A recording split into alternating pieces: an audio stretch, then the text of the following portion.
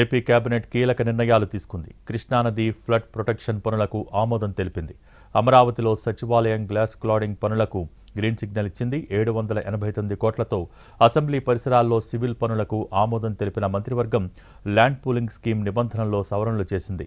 ఇక పోలవరం ప్రాజెక్టు బాధితుల గృహ యూనిట్ ఖర్చు పెంపునకు ఆమోదం తెలిపింది. కేబినెట్లో మొత్తం 26 అంశాలపై చర్చించారు.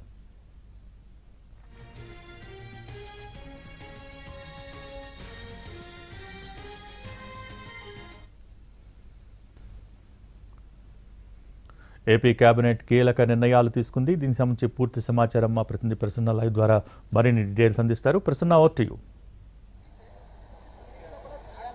భోగి, ఇవాళ ఏపీ కేబినెట్ సమావేశంలో కొన్ని కీలక నిర్ణయాలు ప్రధానంగా తీసుకున్నారు. దాదాపు 2.5 గంటల పైగానే కేబినెట్ సమావేశం జరుగుతోంది. 26 అంశాల ఎజెండా ప్రధానంగా కనిపిస్తుంది. ఇందులో ఒక 385 కానిస్టేబుల్ పోస్టులను హెడ్ కానిస్టేబుల్ గా అప్గ్రేడ్ చేస్తూ ప్రధానంగా ఈ ప్రతిపాదనకు కేబినెట్ ఆమోదం తెలిపినట్టుగా తెలుస్తోంది. దీంతో పాటు హైకోర్టు, జిల్లా న్యాయ వ్యవస్థలో 21 కొత్త పోస్టులు నియామకానికి సంబంధించి కూడా కేబినెట్ గ్రీన్ సిగ్నల్ ఇచ్చింది. దీంతో పాటు ఏపీ భవన్ లో ఒక మేనేజర్ పోస్టుకు సంబంధించి కూడా, ఆఫీస్ మేనేజర్ పోస్ట్ అప్గ్రేడ్ కు సంబంధించి కూడా ప్రధానంగా కేబినెట్ ఆమోదం తెలిపిన పరిస్థితి అయితే మనకు కనిపిస్తోంది. కొత్త ఏపీ భవన్ నిర్మాణానికి సంబంధించి ఒక 124 కోట్లు మంజూరు చేస్తూ కూడా ఏపీ కేబినెట్, అంటే న్యూఢిల్లీలో ఏపీ భవన్ నిర్మాణానికి ప్రధానంగా అనుమతి ఇచ్చిన పరిస్థితి అయితే మనకు కనిపిస్తుంది.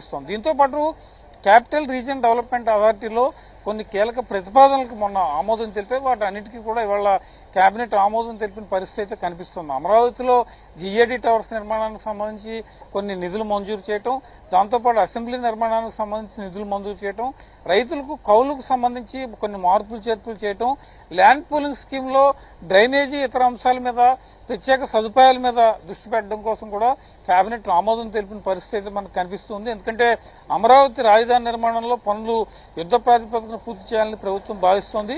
అందులో భాగంగానే సిఆర్డీ అథారిటీలో కొన్ని కీలక నిర్ణయాలు తీసుకున్నారు. వాటి ఆమోదం మీద ప్రధానంగా దృష్టి పెట్టి అమరావతి సచివాలయం క్లాడింగ్ పనులకు 2,540 కోట్ల ప్రణాళికతో ప్రతిపాదనలు రెడీ చేశారు. వీటికి కూడా ఆమోదం తెలిపిన పరిస్థితి మనకి కనిపిస్తుంది. దీంతో పాటు కృష్ణానది వరదలకి సహాయార్థం కొన్ని నిధులు మంజూరు చేస్తూ కూడా కేబినెట్ నిర్ణయం తీసుకున్న పరిస్థితి. ఎందుకంటే రాబోయే వర్షాకాలాన్ని దృష్టిలో పెట్టుకుని మే, జూన్ ఎండలు అయితే కనుక జూలై నుంచి మళ్లీ రాష్ట్ర వ్యాప్తంగా వర్షాలు మొదలవుతాయి. కృష్ణానది ఫ్లడ్ మేనేజ్మెంట్ కు వీటికి ఇబ్బంది కలగకుండా కొన్ని సహాయ చర్యలు తీసుకోవడం కోసం ప్రధానంగా ఈ నిధులు మంజూరు చేసిన పరిస్థితి అయితే మనకి కనిపిస్తుంది.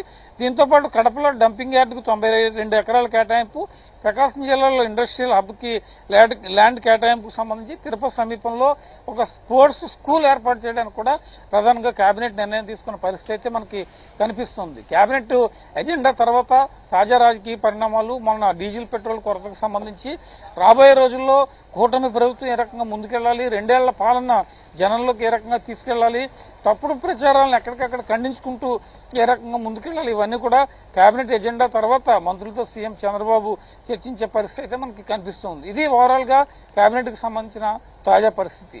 భోగి. Thank you Prasanna.